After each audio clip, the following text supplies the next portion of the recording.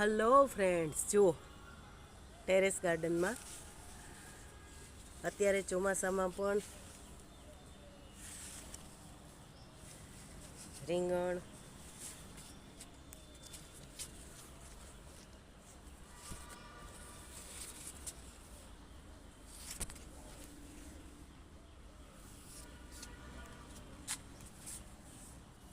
ભીંડા આપ જોઈ શકો છો.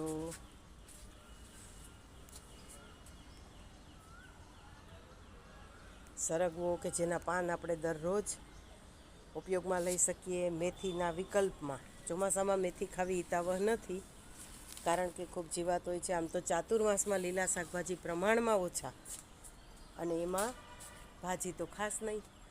તો મેથીની અવેજીમાં આપણે સરગવાના પાન વાપરી શકીએ. આ મારો કઢી પત્તા, ભીંડા,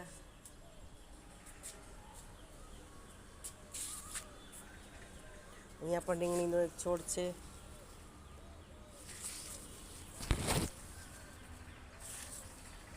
કાલે મેં આ રીંગણીમાંથી મોટા મોટા 3 પર્પલ કલરના રીંગણા ઉતાર્યા ઉપયોગ કરવા માટે.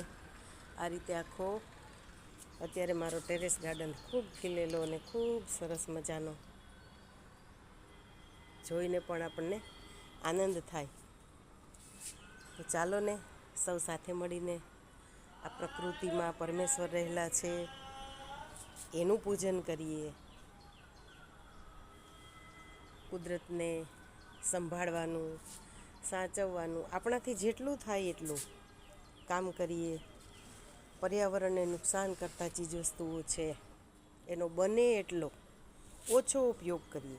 આપણે કોઈ પણ વસ્તુને સદંતર બંધ ન કરી શકીએ, કારણ કે એ બધી જ વસ્તુ આપણા જીવનનો એક ભાગ બની ગઈ છે, જેમ કે પ્લાસ્ટિક. પણ એનો વપરાશ ઓછો કરી શકીએ.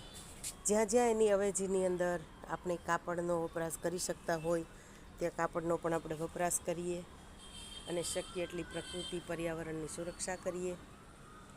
પ્રકૃતિ અને પર્યાવરણને તંદુરસ્ત રાખીશું તો આપણે પણ તંદુરસ્ત રહીશું.